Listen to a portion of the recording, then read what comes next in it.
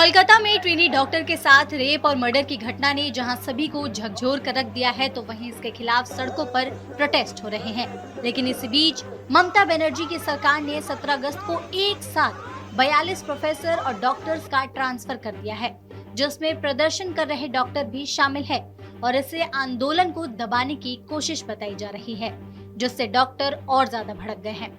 बता दें, जिन 42 प्रोफेसर और डॉक्टर की सेवाओं में फेरबदल किया गया है, उनमें आरजीकर अस्पताल और मेडिकल कॉलेज के 2 प्रोफेसर और डॉक्टर भी शामिल हैं। इतना ही नहीं, आरजीकर अस्पताल के 190 नर्सिंग स्टाफ का भी ट्रांसफर कर दिया गया है। बताया जा रहा है कि 14 और 15 अगस्त की रात को जो हंगामा हुआ था, उसके बाद से नर्सिंग स्टाफ भी स्ट्राइक पर चले गए थे और प्रिंसिपल के खिलाफ उन्होंने माहौल बनाया था। इन सभी तबादलों के बाद ममता बनर्जी के खिलाफ तानाशाही के आरोप लग रहे हैं। डॉक्टर्स और प्रोफेसर का कहना है कि ट्रांसफर जानबूझकर किया गया है ताकि मामले को दबाया जा सके। पुलिस मंत्री, हेल्थ मिनिस्टर, सीएम, खुद ममता बनर्जी कल वो बोल रहा है कि वी वांट जस्टिस। अगर स्टेट का जो मुखिया है, अगर वही जस्टिस मांगेगा तो आम आदमी किससे जस्टिस मांगेगा?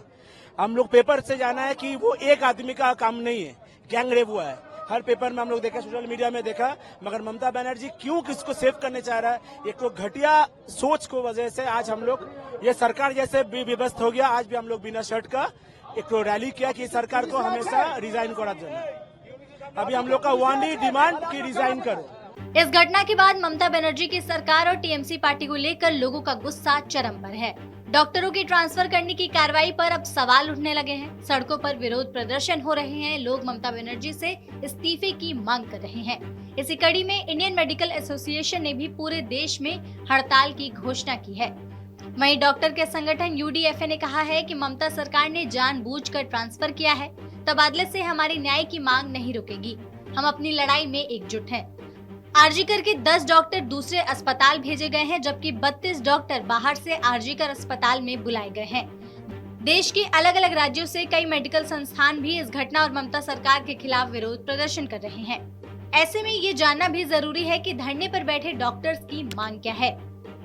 पश्चिम बंगाल में राष्ट्रपति शासन की मांग, कोलकाता के आरजीकर मेडिकल कॉलेज पीड़िता को तत्काल न्याय दिलाने की मांग, हत्याकांड की जांच के लिए सेंट्रल एजेंसी सीबीआई की नियुक्ति की मांग, डॉक्टरों के लिए बना सेंट्रल प्रोटेक्शन एक्ट लागू हो, सुरक्षा की ऑडिट हो और तत्काल सुरक्षा कर्मी उपलब्ध हो।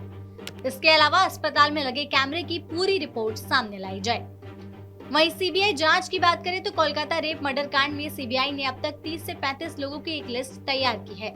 इस लिस्ट में मृतक पीड़िता के कुछ दोस्त भी शामिल है। ये वो दोस्त हैं जिनके नाम पीड़ित परिवार को सीबीआई ने दिए हैं। साथ ही सीबीआई अस्पताल के कुछ डॉक्टर्स और स्टूडेंट्स को समन भी कर रही है। सीबीआई के रडार पर अस्पताल के कुछ गार्ड और कोलकाता पुलिस के सुरक्षा कर्मी भी शामिल है। बता दें, सीबीआई बीते 3 दिनों में 10 से ज्यादा लोगों के बयान दर्ज कर चुकी है, जिसमें पीड़ित परिवार भी शामिल है। सूत्रों के मुताबिक सीबीआई को अलग अलग लीड मिली है।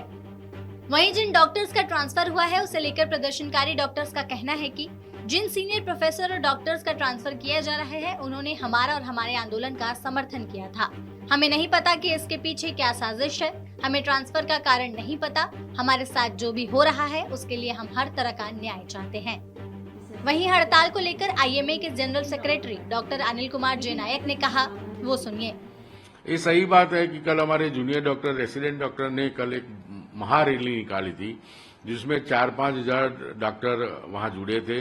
ये इतिहास में पहली बार ऐसी बड़ी रैली हुई है और सबको आक्रोश है कि हमें सेफ्टी दो, हमें सीपीए दो, सेंट्रल प्रोटेक्शन एक्ट दो। तो उसके लिए हम सेफ्टी के लिए डिमांड कर रहे हैं। हम नड्डा जी साहब से मिले हैं और अधिकारियों से मिलते रहेंगे। दे आर पॉजिटिव, बट अभी कुछ ठोस उनकी तरफ से जानकारी नहीं है। हम कंटिन्यूसली उनको मिलते रहेंगे। हम रिक्वेस्ट करते रहेंगे कि हमारी बच्चियों को, जो बेटी बचाओ बेटी पढ़ाओ का नारा था, बेटी को बचाई भी सही, बेटी को पढ़ाई भी सही, लेकिन ऐसी बच्चियों को हम अपने वर्क प्लेस पे बचा नहीं पा रहे हैं। तो बचाने की जो मुहिम है, उसमें गवर्नमेंट भी पॉजिटिव है, पर अभी तक कुछ ठोस उन्होंने हमें आश्वासन नहीं दिया है। But we are thinking positive and ये लोग काम हमारा करेंगे और एक कायदा लाएंगे, ऐसा हमें विश्वास है, भरोसा है। अब ऐसे में डॉक्टर्स और प्रोफेसर के तबादले के बाद ममता बनर्जी की सरकार पर तमाम तरह के सवाल उठ रहे हैं। इसमें देखना ये होगा कि ममता बनर्जी का अब अगला स्टेप क्या होगा।